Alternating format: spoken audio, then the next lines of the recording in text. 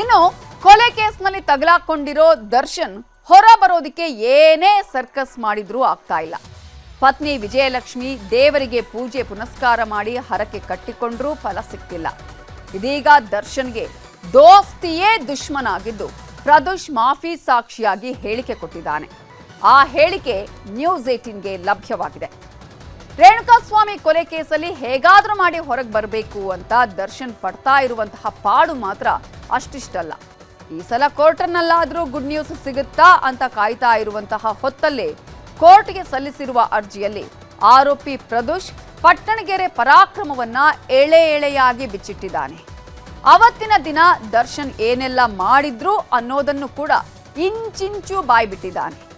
ಇಷ್ಟು ದಿನ ದೋಸ್ತಿ ಅನ್ನುವಂತಿದ್ದವರೇ ಇದೀಗ ದುಶ್ಮನಾಗಿ ಕಾಡೋದಿಕ್ಕೆ ರೆಡಿಯಾಗಿದ್ದಾರೆ. ರೇಣುಕಾಸ್ವಾಮಿಯ ಕೊಲೆ ನಡೆದ ದಿನ ಘಟನಾ ಸ್ಥಳದಲ್ಲಿದ್ದ ಪ್ರದೋಷ್ ಅವತ್ತು ದರ್ಶನ್ ಹೇಗೆಲ್ಲ ನಡ್ಕೊಂಡಿದ್ರು ಅಂತ ಕೋರ್ಟ್ಗೆ ಸಲ್ಲಿಸಿರುವಂತಹ ಅರ್ಜಿಯಲ್ಲಿ ಅಚ್ಚರಿಯ ವಿಷಯವನ್ನ ಉಲ್ಲೇಖ ಮಾಡಿದ್ದಾರೆ. ರೇಣುಕಾಸ್ವಾಮಿ ಕೇಸ್ನಲ್ಲಿ ನನಗೆ ಸಹಕರಿಸುವಂತ ದರ್ಶನ್ ಮನವಿಯನ್ನ ಮಾಡಿದ್ರು. ನೀನು ಸಹಕರಿಸದಿದ್ರೆ ಗನ್ನಿಂದ ಶೂಟ್ ಮಾಡ್ಕೊಳ್ತೀನಿ ಅಂತ ಹೇಳಿದ್ರು ದರ್ಶನ್. ಇದೇ ಕಾರಣಕ್ಕೆ ನಾನು ನಟ ದರ್ಶನ್ಗೆ ಸಹಕರಿಸಿದ್ದೆ ಅಂತ ಪ್ರದೋಷ್ ಈ ಒಂದು ಅರ್ಜಿಯಲ್ಲಿ ಉಲ್ಲೇಖ ಮಾಡ್ತಾರೆ. ಇನ್ನು ರೇಣುಕಾಸ್ವಾಮಿ ಮೇಲೆ ಹಲ್ಲೆ ಮಾಡುವಾಗ ನಾನು ಕೂಡ ಅಲ್ಲೇ ಇದ್ದೆ. ರೇಣುಕಾಸ್ವಾಮಿ ಮೇಲಿನ ಹಲ್ಲೆಯನ್ನ ತಡೆಯೋದಕ್ಕೆ ನಾನು ತುಂಬಾನೇ ಪ್ರಯತ್ನ ಪಟ್ಟಿದ್ದೆ. ಆದರೆ ದರ್ಶನ್ ಬೆದರಿಕೆ ಹಾಕಿದ್ರಿಂದ ನಾನು ಅಸಹಾಯಕನಾಗಿದ್ದೆ. ಪವಿತ್ರಾಗೆ ಅಶ್ಲೀಲ ಸಂದೇಶ ಫೋಟೋ ಕಳುಹಿಸಿದ್ದಕ್ಕೆ ದರ್ಶನ್ ಸಿಕ್ಕಾಪಟ್ಟೆ ಸಿಟ್ಟಲ್ಲಿದ್ರು. ಪಟ್ಟಣಗೆರೆ ಶೆಡ್ನಲ್ಲಿ ರೇಣುಕಾಸ್ವಾಮಿಗೆ ಬೈದು ಕೈಯಿಂದ ಹೊಡೆದಿದ್ರು. ಪವಿತ್ರ ಗೌಡ ಕೈಯಲ್ಲಿ ರೇಣುಕಾಸ್ವಾಮಿಗೆ ಚಪ್ಪಲಿಯಿಂದ ಹೊಡೆಸಿದ್ದೇ ದರ್ಶನ್.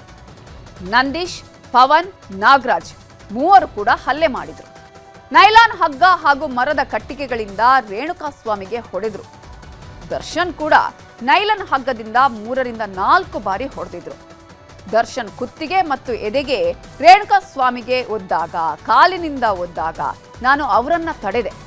ಹೊಡಿಬೇಡಿ ಅಂತ ದರ್ಶನ್ ಅವರನ್ನ ಪಕ್ಕಕ್ಕೆ ಕರ್ಕೊಂಡು ಹೋದೆ. ಸ್ವಲ್ಪ ಟೈಮ್ ಬಳಿಕ ರೇಣುಕಾಸ್ವಾಮಿಯ ಸಾವಿನ ಸುದ್ದಿ ಕೇಳಿ ದರ್ಶನ್ ಶಾಕ್ ಆಗಿದ್ರು. ನಾಗರಾಜ್ಗೆ 5 ಲಕ್ಷ, ವಿನಯ್ಗೆ 10 ಲಕ್ಷ ಕೊಟ್ಟು ಸಾಕ್ಷಿ ನಾಶಕ್ಕೆ ಪ್ರಯತ್ನ ಪಟ್ಟಿದ್ರು. ರಾಘವೇಂದ್ರ, ಕಾರ್ತಿಕ್, ನಿಖಿಲ್, ಕೇಶವಮೂರ್ತಿಗೆ ಶರಣಾಗೋದಿಕ್ಕೆ ವ್ಯವಸ್ಥೆ ಮಾಡಿದ್ರು. ರಾಜಕಾಲುವೆಯಲ್ಲಿ ರೇಣುಕಾಸ್ವಾಮಿ ಶವ ಎಸೆಯೋದಿಕ್ಕೆ ದರ್ಶನ್ ಅವರೇ ಹೇಳಿದ್ದು. ಹೀಗೆ ಅರ್ಜಿಯಲ್ಲಿ ಉಲ್ಲೇಖಿಸಿರುವ ಪ್ರದೋಷ್ ಪಟ್ಟಣಗೆರೆ ಶೆಡ್ನಲ್ಲಿ ನಡೆದಂತಹ ಎಲ್ಲಾ ಘಟನೆಯ ಬಗ್ಗೆ ತನಗೆ ಸಂಪೂರ್ಣವಾದ ಮಾಹಿತಿ ಇದೆ. ನನಗೆ ನಾನು ಮಾಡಿದ ತಪ್ಪಿಗೆ ಪಶ್ಚಾತ್ತಾಪವನ್ನ ನಾನು ಪಡ್ತಾ ಇದ್ದೇನೆ. ಪ್ರಾಸಿಕ್ಯೂಷನ್ಗೆ ತಾನು ನೀಡುವ ಹೇಳಿಕೆ ಪ್ರಮುಖವಾದ ಆಧಾರವಾಗಲಿದ್ದು, ನ್ಯಾಯಾಲಯವು ನನಗೆ ಮಾಫಿ ಸಾಕ್ಷಿಯಾಗಿ ಪರಿಗಣಿಸಿ ಕ್ಷಮಾಪಣೆ ನೀಡಬೇಕು ಅಂತ ಮನವಿಯನ್ನ ಮಾಡಿದ್ದಾನೆ.